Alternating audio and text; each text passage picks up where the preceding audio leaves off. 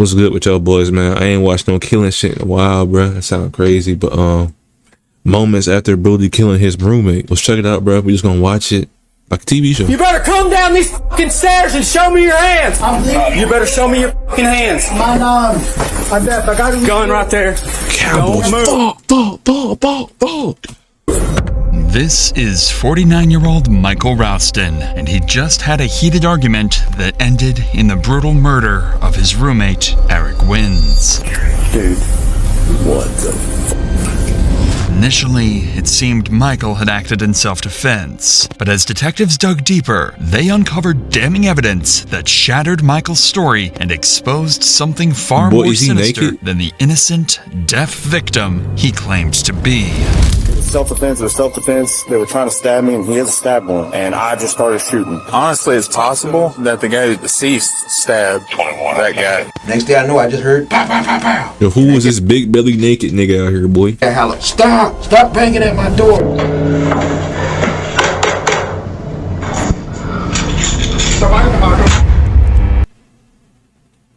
He got your dumb ass on cam, boy.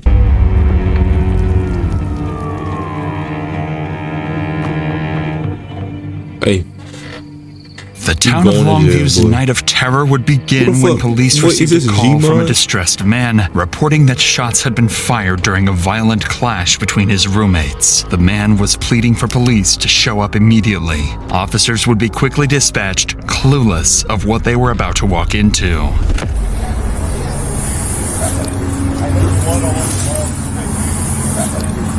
Open the door. Open the door. Let me see your hands.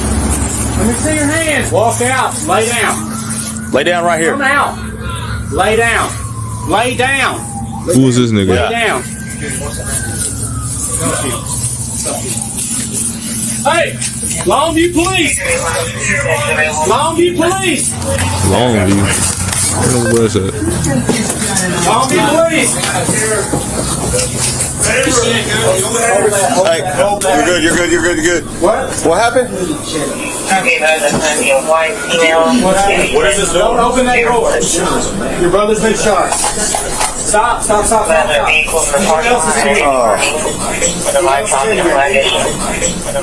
Upon entering the house, officers found an unidentified man bleeding heavily on the bathroom floor. The victim told police that his attacker not only stabbed him, but shot his brother as well. These terrifying accounts prompted officers to cautiously divide into teams, preparing to advance and search for the potentially bring out the ARs, be ready to blow this nigga down. shot victim. Hey, let's go around back. We're gonna go around back.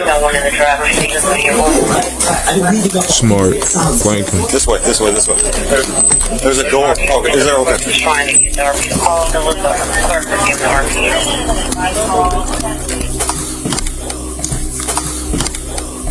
There's an upstairs, bro. I'll be like, let's make entry. Hey, buddy, you're good. who's that?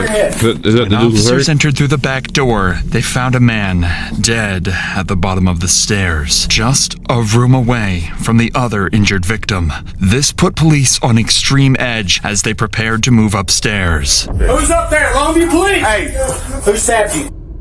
Where's he at? Hey, Mike, you better come down these fucking stairs and show me your hands. Hold on. Push up. Yeah, let's go. You got a room to the left. Push.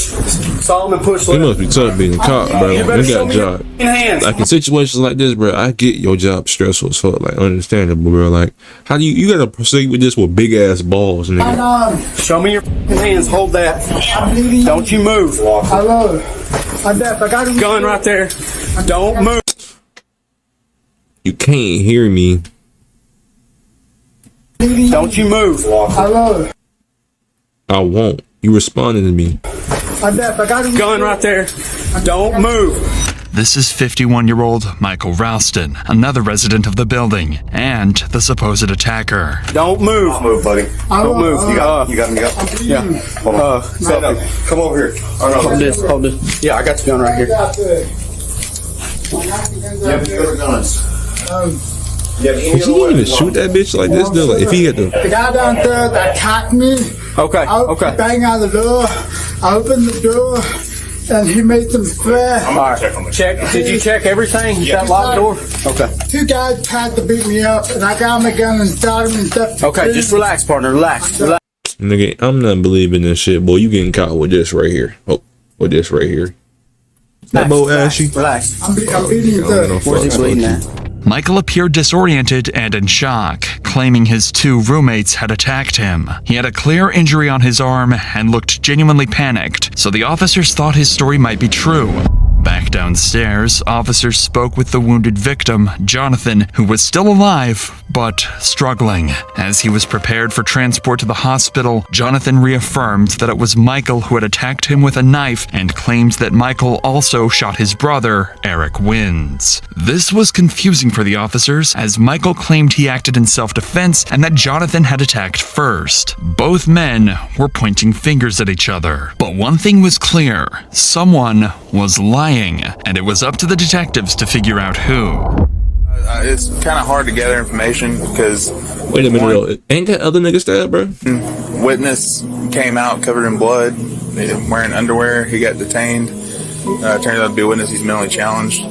When I got here, EMS was dragging one guy out who'd been stabbed repeatedly out there. That's the guy at the hospital. Yeah. Which they... So...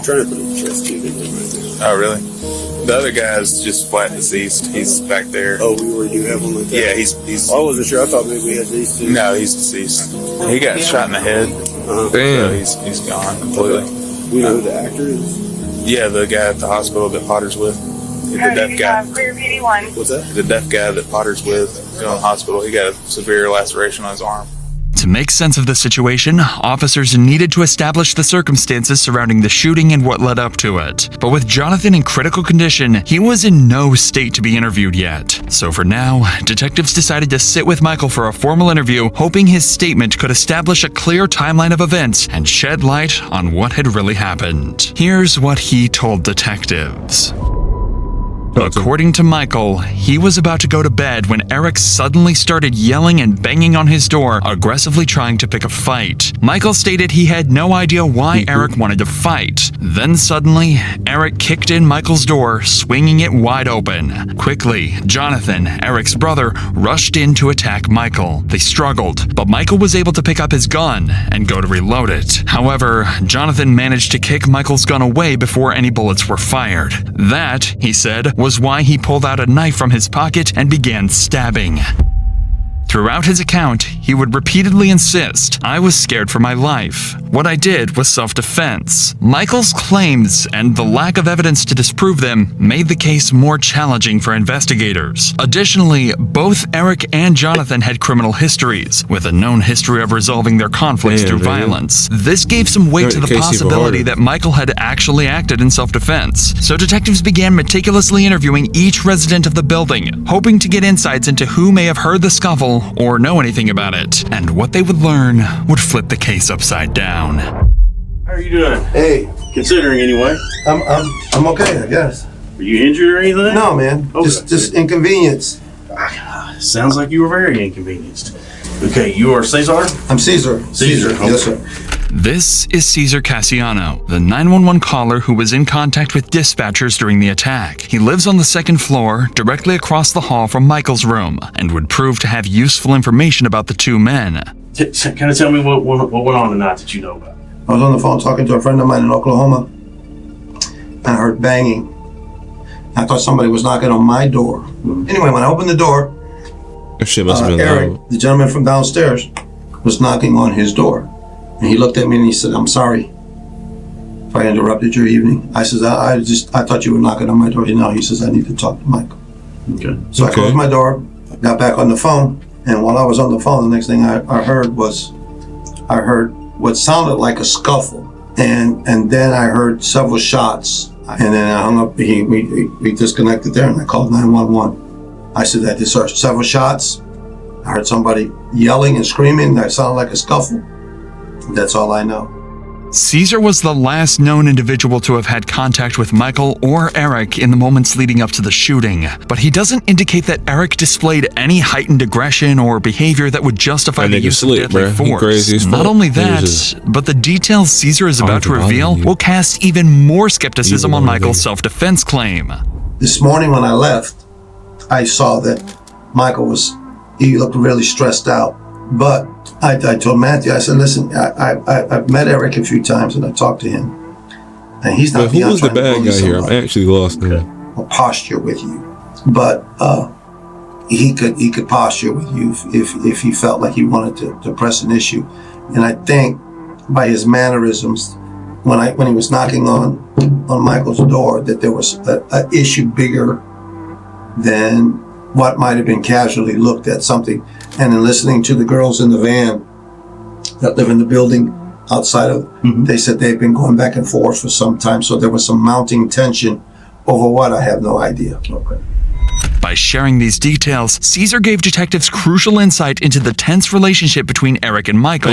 Later interviews with neighbors and other witnesses revealed strikingly similar accounts. Initially, Michael's story seemed to add up. If it had really been 2 against 1, with Michael being noticeably smaller than both Eric and Jonathan, it was plausible that he felt the need to use lethal force to defend himself. But there were a couple things that didn't quite make sense. Firstly, there was no damage to Michael's apartment door, despite his claims that Eric kicked it in. Secondly, neither Eric nor Jonathan had weapons on them. The only weapons involved in the scene had belonged to Michael. Lastly, Jonathan's injuries weren't at all consistent with Michael's story. Jonathan had been stabbed over 20 times. He had sustained 1 injury to his side, and the rest of the stab wounds were on his back, neck, and head. Based on the placement of the injuries, it appeared Jonathan had been savagely attacked while facing away from his attacker. All of this made it seem like there was more to the story than simply self-defense. Stupid ass boy. Jonathan would remain in critical condition for hours, having lost a significant amount of blood and requiring multiple transfusions. Miraculously, he eventually stabilized enough to reveal to detectives the biggest bombshell yet. Go, nigga. He reported that throughout the day of the attack, he had started receiving Facebook messages from Michael. Jonathan was confused by the messages, as he had only just moved into the property and had never spoken or interacted with Michael directly. He stated the messages were threatening in nature and that the messages he was receiving got more unhinged as the day went on. In his last message, he said that Michael referred to him and Eric as cockroaches that needed to be exterminated. He was out there dusting. These messages demonstrated how Michael viewed Eric and Jonathan's lives as expendable. You call the police. Remember that Caesar had mentioned Michael's strange behavior that morning? He was agitated and frustrated. Michael also claimed he was about to go to bed when Eric kicked in his door. However,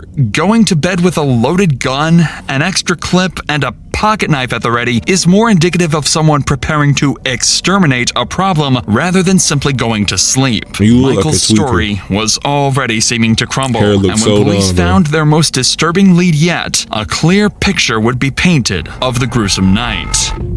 Next to Eric's body, police had discovered his iPhone, and as it turns out, Eric had recorded the entire attack. This changed everything. It was now clear this wasn't self-defense. This had been done in pure rage. Put his ass sit down. Bitch, you really killed him, man.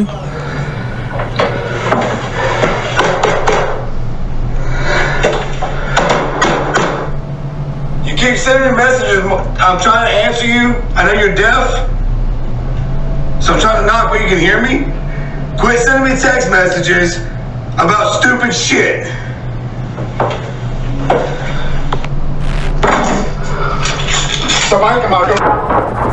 Damn. The video completely contradicts Michael's rendition of events and certainly disproves any claim of self-defense he had. There were no threats, no kicking down of doors. Jonathan wasn't even involved until he heard the gunshots. Based on the video, Eric wasn't even at Michael's door when he opened it. He was near the bottom of the staircase. Eric was not a threat. Michael, on the other hand, opened his door, armed with a gun and a pocket knife, clearly intending to harm Eric. During the fight, Jonathan tried to intervene and save the life of his brother, only to get himself stabbed over 20 times, all while trying to crawl away to safety. Seconds before the officers arrived on the scene, Michael can be seen collecting his gun from the laundry room. This evidence, combined with witness statements and Mike's own interview, would be enough to prove his guilt. Boy. Michael discharged his weapon 7 times, and 6 out of 7 of those shots hit Eric. Due to the placement of those wounds, there had been no chance of Eric surviving his injuries. Jonathan was stabbed over 20 times, all the while begging Michael to stop. EMS stated that Jonathan nearly died multiple times, and if first responders had even been a minute later, he would have bled out. Michael Ralston would ultimately be charged with the murder of Eric Wins and the aggravated assault of Jonathan Dillard. When presented with the phone recording Eric captured, Michael pleaded guilty and was sentenced to 30 years in prison. Should've gave him more. I'm gonna catch y'all boys, Miller. That was a crazy nigga. Y'all boys stay up.